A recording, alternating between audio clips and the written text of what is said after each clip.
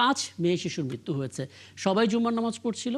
আমি শুনবো ঘটনাটা, তারপর যতটুকু বুঝতে পেরেছি যে সেখানে একজন পড়েছেন এবং তারপর তাকে বাঁচাতে গিয়ে পরবর্তী শিশুরাও মারা গেছেন। 2 জন শিশু নিয়েই রিপোর্টটা হয়েছে। সেই 2 জন শিশুর বাবাই দেশের বাইরে থাকে এবং খুব আক্ষেপ করে কান্নাকাটি করে তার যে মা বলছে যে আমরা কিভাবে তার বাবাকে উত্তর দেব। আমরা একটু ঘটনাটা শুনি এবং আপনিও প্রশ্ন করতে পারেন। সহকর্মী AKS রোকন, আপনার মাধ্যমে আমরা প্রতিবেদনও দেখেছি, আপডেটও পেয়েছি। আরও একবার দিনের শেষ প্রান্তে এসে একটু জেনে নিতে চাই ঘটনাটা আসলে কিভাবে ঘটেছিল। মানে আমরা মরা পদ্মা নদী বলছি, সেখানে তো পানি ছিল এবং সেখানে শিশুরা নামতেও পারে এবং তারা আসলে প্রাণহানির মধ্যেও পড়তে পারে। পুরো ঘটনা ছবি তো আমরা অনুমান করতেই পারি, তারপরেও আসলে কেন ঘটনাটা ঘটলো, কিভাবে ঘটলো, একটু জানাবেন আমাদেরকে রোকন। নাকি আসলে চাঁপাইনবাবগঞ্জের যে মরা পদ্মা যে জায়গাটি বলা হচ্ছে, এখানে এর আগেও কয়েক দফা বাচ্চারা ডুবে মারা গেছে বা বড় মানুষ মারা গেছে। যে জায়গাটি মূলত ডুবে মারা গেছে সেই জায়গাটি কিন্তু গর্ত ছিল এবং ওখানকার বেশ কয়েকজন আমাদের যেমনটি জানিয়েছে প্রত্যক্ষদর্শী, তারা বলছে যে সেই জায়গা থেকে মাটি খনন করে সেগুলো বিভিন্ন জায়গায় দেয়া হয়েছে। মূলত এই জায়গাগুলো গর্ত থাকার কারণে এবং হঠাৎ করে বন্যার পানিটাও বেড়ে যাবার কারণে কিন্তু সেখানে গভীরতাটা বেড়ে যায়। আমরা যখন আসছিলাম তখন আমাদের বলা হচ্ছিল যে এই নৌকায় যখন পার হচ্ছিলাম তার পাশেই কিন্তু একটা রাস্তা ছিল এবং মোটামুটি 5 থেকে 6 ফিট মতো নিচে রাস্তাটি পানির নিচে চলে গেছে। তো অনুমান করা হচ্ছে যে তাহলে গর্তগুলো থাকার কারণে কিন্তু সেই জায়গাটির কিন্তু উচ্চতা, পানির উচ্চতা আরো বেশি হয়ে গেছিল, প্রায় 10 থেকে 12 ফিট। যার কারণে কিন্তু বাচ্চাগুলো এই বুঝতে না পারার কারণে কিন্তু এই অঘটনটা ঘটে। আর একটা কারণ হচ্ছে প্রাণহানির আর একটা কারণ আমরা যেটা দেখেছি যে ওই সময় কিন্তু এক নামাজের সময় ছিল। যার কারণে কিন্তু পুরুষরা কিন্তু সেখানে যাবার আগে কিন্তু বাচ্চাদের প্রাণহানি একটা মানে কারণ হয়তো হয়েছে। কারণ আমরা যখন একজন সাবেক চেয়ারম্যানের সাথে আমরা কথা বলেছিলাম, তিনি আমাকে যেমনটি জানিয়েছেন যে নদীর ওই পারে যে মরা পদ্মা রয়েছে, পদ্মার একটা অংশ, সে ওই পারে এক মহিলা গোসল করছিলেন এবং তিনি প্রথম কিন্তু বাচ্চাদের ডুবতে দেখেন এবং তখন উনি ওই পার থেকে চিৎকার আরম্ভ করেন এবং এই পারে মহিলারা কিন্তু যখন জানতে পারে তখন কিন্তু মানে চিৎকার চেঁচামেচির শব্দ পেয়ে কিন্তু মসজিদ থেকে পুরুষরা বেরিয়ে আসে। আর এই সময়ের মধ্যে কিন্তু সময়টা অনেক বেশি হয়ে যাওয়ার কারণে কিন্তু প্রাণহানির সংখ্যাটাও অনেক বেশি হয়ে গেছে। এইটাই হচ্ছে মূল কারণ। বুঝতে পারছি। আর হ্যাঁ, জি। মানবিক যে বিষয়গুলো আসছে, আমি যখন কথা বলছিলাম বাচ্চাগুলোর মায়ের সাথে, তখন বারবার একটা আক্ষেপ যে মানে যে 2টা বাচ্চা মা আমাকে সাক্ষাৎকার দিয়েছে তার পাশে তার নানার বাড়িতে কিন্তু ওই আর 2টা বাচ্চা মারা যায়, মানে আচ্ছা, আচ্ছা। মামাতো ফুফাতো ভাই, তারা 4 জন। আচ্ছা, এবং সুমাইয়া এবং সুরাইয়া তাদের বাবা তো দেশের বাইরে থাকে, ওনাকে কি জানানো হয়েছে এই খবরটা, জেনেছেন?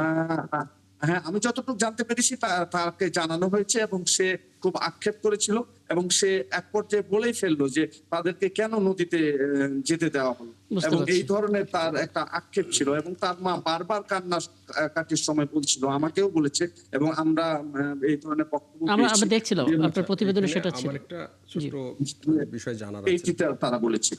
যেহেতু আপনি বললেন যে এর আগেও এই জায়গাতে একই ঘটনা ঘটেছে জি। এবং এবারে আবার 5 জনের এই যে মর্মান্তিক মৃত্যু, এর তো কোনো ব্যাখ্যা নাই। যে পরিবারের এই লস হয়েছে, আমি দোয়া করি তাদের শোক সন্তপ্তি এবং সান্ত্বনার জন্য।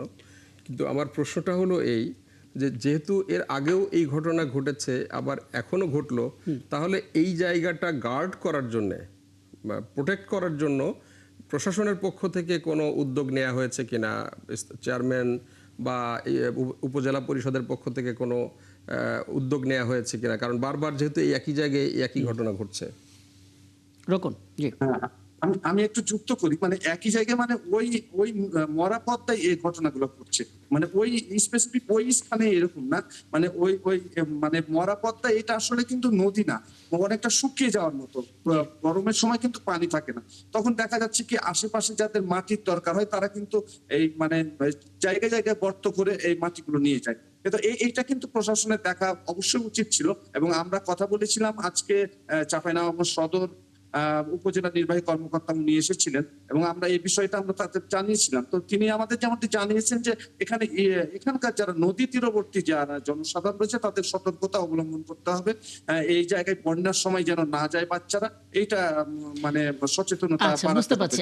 আমি একটু মানে অ্যাডভোকেট সৈয়দা আসিফা শরীফ আপি আপনার সঙ্গে যুক্ত না হয়ে পারছি না, কারণ আপনি রাজশাহীর মানুষ, চাঁপাইনবাবগঞ্জে আপনি রাজনীতি করেছেন এবং আপনার দীর্ঘ রাজনৈতিক ক্যারিয়ারের পুরোটাই এই চাঁপাইনবাবগঞ্জ কেন্দ্রিক। একটু বলবেন আসলে এই জাতীয় খবরগুলো প্রায় শিরোনামে হয় এবং সেই শিরোনামে এমনভাবে তৈরি হয় খবরগুলো যেগুলোর বিপরীতে আমরা আসলে কাকে দায়ী করব সেটা খুঁজে পাই না। পরিবারকে দায়ী করব নাকি জনপ্রতিনিধিকে?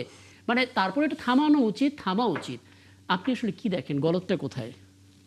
আচ্ছা, যাই হোক, আমি প্রথমে শোক সন্তপ্ত পরিবারের প্রতি সমবেদনা জ্ঞাপন করছি এবং ঘটনাটি ঘটার সাথে আমি জানতে পেরেছি এবং ওইখানকার সাবেক চেয়ারম্যান যে ছিল পলাশ, পরে আমি তাকে ফোনও দিছি, জানতে চেয়েছি।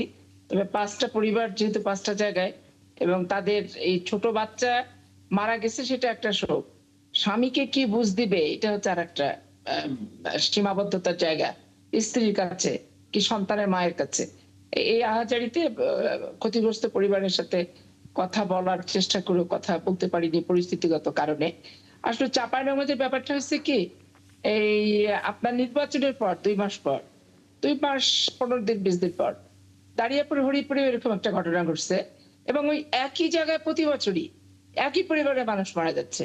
মানে বাবা আর তার 2 ছেলে গোসল করতে নামছে, আচ্ছা, ছেলেকে যখন এক ছেলেকে টেনে নিয়ে চলে যাচ্ছে তখন বাবা ওই ছেলেকে টানতে গিয়ে যখন দেখছে বাবা ওই ছেলেকে টানতেও পারছে না, নিজেও সুড়ঙ্গের মতো চলে যাচ্ছে, তখন বাবা ছেলেকে ছেড়ে দিচ্ছে হাত, নিজে দাঁড়িয়ে গেছে। দাঁড়িয়ে যাওয়ার কারণে বাবার জীবনটা ফেরত মানে যায় নাই, বাট একটা ইয়াং যুবক 22 বছরের ছেলে একবারে চলে গেল। পরে যখন জানা গেল তখন প্রশাসনের পক্ষ থেকে রাজশাহী থেকে ডুবুরি নিয়ে এসে অনেক খোঁজাখুঁজি পর 3 ঘন্টা পর তখন সেই লাশটা পাওয়া গেল এবং ওই ছেলের বাবাটার নামও কিন্তু রোকন। এই একই ঘটনা, এটা খাল, মানে মরা পাকলা যেটা কথা বললো, মরা নদী, এই নদীটা লম্বা কিন্তু অনেক, এপার ওপার আছে, কিন্তু বাট খালের মতো। জি। এখানে পানি টানি তেমন কিছু নাই, বেসিক্যালি থাকে না সারা বছর। এখন যেহেতু বর্ষাকাল, সেপ্টেম্বর মাস পর্যন্ত পানি। এখন এইখানে সবচেয়ে মর্মান্তিক যে একটা ছোট বাচ্চা, নবাবগঞ্জের কিন্তু ছোট ছোট বাচ্চারা নদী পার হয়। জি। আমি আজ থেকে 30 বছর আগে দেখছি, আমি সাঁতার জানতাম না, কিন্তু 7-8 বছরের বাচ্চারা দেখি পদ্মা নদী, মহানন্দা, পাগলা নদীতে সাঁতার কাটতেছে স্রোতের ভিতরে, দেখি একটু অবাকই হয়ে যেতাম। তো এরকম প্র্যাকটিসটা কিন্তু আছে এবং সাঁতার জানাই সবাই। আবার কিছু কিছু জায়গায়, নদীরই কিছু কিছু জায়গায় একটা অলৌকিক ঘূর্ণিপাক আছে, অলৌকিক ভাবে বছরে 1বার কি 2বার হ্যাঁ, এরকম হলো। কিন্তু এখন আসলে সমাধানটা কি হবে? মানে আমরা এখন এখন মৃত্যু তো কাম্য না। যেটা নদী পার, সেটা পদ্মা নদী হোক, পাগলা হোক, মহানন্দা হোক, যেটাই হোক, জি। এই নদী পাড়ে মানুষকে এটা সচেতন তো হতেই হবে। কারণ মাটি তোলা, তার জন্য গর্ত হওয়া, সেটা গর্ত থাক আর না থাক, একটা ছোট বাচ্চা 6-7 বছরের, এটা কিন্তু হাঁটু পানিতেও ইচ্ছা করলে, মানে হাঁটু পানিতেও কিন্তু সাঁতার না জানলে জি। সে পানি মুখে দিয়ে কিন্তু শ্বাসরুদ্ধ, সাফোকেশনে মারা যেতে পারে। এই জন্য প্রথম দায়িত্ব এই জিনিসগুলো পানি উন্নয়ন বোর্ডের, এই জিনিসগুলো তদারকি করে দেখে যে একটা স্পট, ডেঞ্জারাস স্পট জোন হিসেবে কিছু কিছু জায়গা, আমার ব্যক্তিগত ওপিনিয়ন আমি বলছি, বুঝতে পারছি। স্পটগুলোকে ভাগ করা একদম, দরকার। একদম। মেহেদী হাসান তারপরে পলাশ, সেই হ্যাঁ, মেহেদী হাসান পলাশ, dangerous spot আপনি জোনগুলোকে শুনলেন পরামর্শ কথা। আপনি অ্যাডভোকেট শাহ মাহফুজুল হক, যে বাংলাদেশ জামাত ইসলামী মজলিসের শুরা সদস্য, আমি শিওর তারও কোনো অবজারভেশন আছে, আপনি যদি কিছু জানতে চান আর কি। আমি শুধু এইটুকুই জানতে চাই, যেটা পাপি আপা বললো, আমার অভিমতটা এরকম। কারণ আমরা আরেকটা জায়গা দেখি বাংলাদেশের, এই পেকুয়াতে জি। প্রায় বাচ্চারা পুকুরে পড়ে মারা যায় এবং প্রতি মাসে এই ধরনের ঘটনা ঘটে এবং বিপুল পরিমাণ হয়। তো এটা একটা তো হলো যে এই বাচ্চাগুলো আপনি দেখেন, আমরা যখন দেখি যে একটা ঘটনা ঘটলে তাকে হেল্প করতে না গিয়ে সবাই ভিডিও করে, লাইভ করে, তখন একটা বাচ্চা কিন্তু বাকি 4টা বাচ্চা কিন্তু তাদের জীবনটা স্যাক্রিফাইস করেছে, একদম, একদম। তাই না? ওরা জানে ওরা বাঁচাতে পারবে না, বাকি কিন্তু তারপরও 4টা নেমেছে। বাচ্চা কিন্তু ওই যে স্যাক্রিফাইস করেছে তাদের লাইফটা, মানে একেবারে স্যাক্রিফাইস করেছে। এই যে মহত্বটা, এই যে মানবিকতাটা, এইটা কিন্তু আমাদের সমাজে নাই।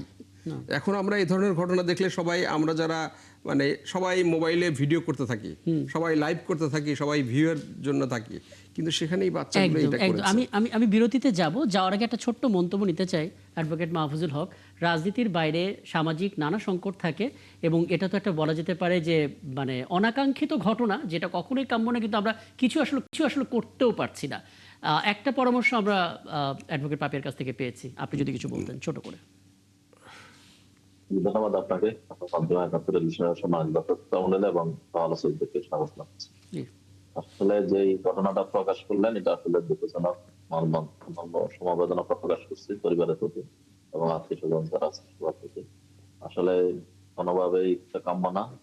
এবং আমি যেহেতু হাতিয়ার বাসিন্দা, হাতিয়ার নদীতে যখন পার হই, পাপিয়া আপা যেটা বলেছেন আসলে দেখি যে নদী থেকে বাচ্চারা, ছোট ছোট বাচ্চারা নদীতে লাফ দিচ্ছে, জি ঘুরতেছে, কাঁপতেছে, জাল মারতেছে, তখন আমাদের কাছে আসলে মানে অস্বাভাবিক মনে হয় যে কিভাবে এটা সম্ভব।